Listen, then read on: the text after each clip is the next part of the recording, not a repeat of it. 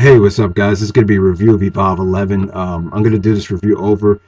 As some of you guys probably saw yesterday, there was a lot of negativity in the review that I posted. Just a lot of people misinterpreted what I said. So I definitely didn't want to keep the video up. Just a lot of people thought that I, crapped on the Canadian fans. And some people misinterpreted that and thought I said that Canadian fans suck in general for wrestling shows. I mean, if that's how it came off, I apologize. I did not mean to say that. What I meant to say was the crowd was definitely lacking for the show. I thought the crowd definitely, hurt the show to a degree. But at the same time, if you think about it, and I thought about it really hard, I mean, the undercard was pretty awful. I mean, you had a lot of guys that just did not deserve to be on an Evolve show. It's just some of those guys just, you just would not want to pay much. They're just not ready yet. A lot of those guys are just very unpolished. Like I said, you definitely had an awful undercard. Definitely probably ended up being the weakest Evolve show to date. And I know a lot of people that were at the show that enjoyed it and thought it was pretty much worth the money for the amount of money that they paid. I would agree with that. The double main event was somewhat enjoyable. I mean, give those guys credit. They had a lot of problems with guys not making it over the border. There was I just don't think Evolve is ready to run in Canada. I just don't think the roster. They just don't have enough guys on the roster that would guarantee you, spots on the card. It just you just knew they were going to run into problems, and they did. But at the same time, you could at least the major players showed up. At least that would have been a disaster. Like if Finlay couldn't show up, or Low Key potentially could not show up. But the main guys that you wanted to see did show up, so that's definitely a positive. So give them credit there. But yeah, the review. If you saw the comments from the review, you would have thought HBK was the guy that actually did the actual review. That's how much heat that I got for people misinterpreting that comment. But let me just make clear: Canada fans are great for wrestling. Obviously, Rock Hogan probably set the standard for crowd reaction. I love the crowd reaction. That match was awesome. You can't deny that. Benoit versus Austin from Edmonton, just another great match with an awesome Canadian crowd. HBK, Triple H, Benoit from Edmonton is another one. There's just been so many great WWE matches, and Death Before Dishonor 8, arguably the best Ring of Honor show of all time, some would say, from Toronto a couple years ago. So there's no denying that the Canadian fans are great. I mean, I would agree.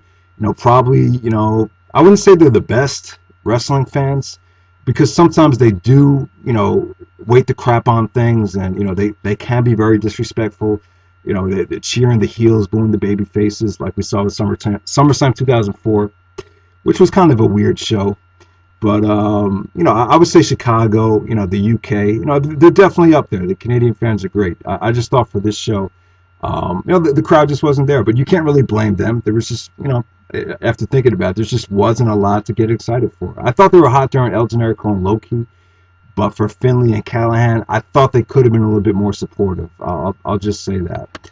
All right, so that pretty much puts that to rest. So let me just get into the highlights of the show. I'm not going to talk about the undercard. Like I said, the undercard was crap.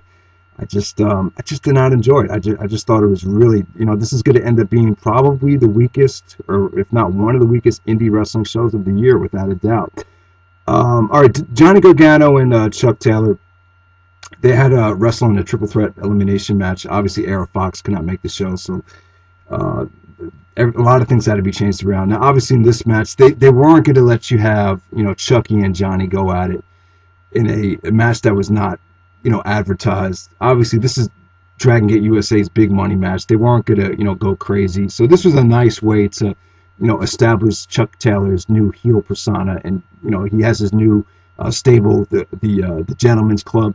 So, Chucky really played a great heel, very, very methodical. The match really, had good storytelling with Chucky just really being a dick the whole match. So it worked out good. You just didn't, if you were expecting Johnny and Johnny Gargano and Chuck Taylor to have, the kind of match they had at Evolve 9, that just wasn't going to happen. All right, El Generico versus Low Key. They had a match at PWG a couple years ago, which I really wasn't that impressed with. And I'm going to say the PWG match is probably superior to this. Now, this is still good stuff. I don't Trademark reviewed the show already, and he wasn't that high on it. I actually probably give it a better rating than Trademark did, but still, it just left you kind of unimpressed. I just think, given these two guys' track records, you would just expect something a lot more. And with Evolve, you know, a promotion that really needs people to, you know, give them their money and support, and get people, they need to create, you know, some sort of a buzz, get people talking. You know, check out El Generico versus Loki. It was an awesome match. Well, what they gave us, it's just not going to do that. It was still good. It was still enjoyable. They did a lot of innovative things, but Loki got down on his back and bicycle kick stance. Was kind of teasing Generico to come at him. So I liked a lot of the things about the match. The finish was kind of, I respect for what they were trying to do. It was just a little bit too tough to pull off. Didn't come off the way I think they wanted it to, but it was still an enjoyable match. I thought the crowd was actually hot for this. So good stuff. I'll probably give it about a soft 3 3/4 stars.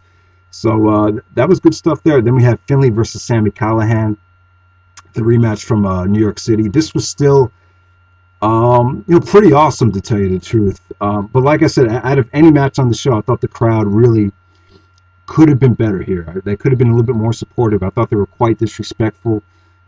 If you really listen to the chants, you know what I'm talking about. But I don't know. The match in New York City, I just thought there was just a little bit more there. I felt like the fans were a little bit more supportive there, and on top of that, I just think they experimented a lot more. And the Evolve 9 match, it definitely didn't hit. It wasn't as good as the Evolve 9 match. I really think everyone would probably agree with me about that. But you know, there was still some awesome things here. You know, Finlay's headbutt on Sami was awesome. There was a huge thud that echoed throughout the arena, and Sami was bleeding from the head, so that was good stuff. You know, Sami was pretty much kicking out of everything. I knew Sami was going to, you know, keep kicking out of, you know, Finlay's offense, so that kind of got repetitive. And I was actually shocked that Finlay went over. I thought the ending was very, very solid, and like Trademark was talking about, just awesome selling from Sami. The match definitely had a lot of good stuff. I'll probably give it a soft 4 stars. Just still really, really awesome stuff from Finlay. Like I said, still a breath of fresh air to see him. Thank God he's going to Ring of Honor. I think Ring of Honor could use him, not just as a wrestler, but as a leader in the locker room.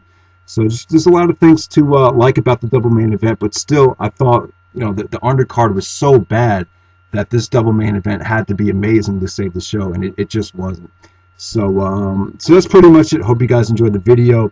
Like I said, I apologize to all you Canadian wrestling fans. I did not mean to say that the Canada sucks or Canadian fans suck for wrestling shows. That I did not mean that at all. I just thought tonight that there was somewhat of a disconnection with what was going on in the ring, and it was very evident. And I'm just disappointed that Evolve, you know, just you know, didn't put on, you know, the show that I thought they needed to. But you know, it's not all their fault. Obviously, I just don't think they were really ready to go all the way up to Canada. You know, you're definitely going to run into problems, you know, going up to Canada sometimes with, you know, booking commitments and guys not being able to make it, and just, you know, just a whole bunch of things went wrong for the show. But overall, I would say definitely pass on it. But hopefully Evolve could get their stuff together with Evolve 12 and Evolve 13 coming up from the Carolinas, and I think next month. So we'll see what happens there. All right, guys, thanks for watching, and take it easy.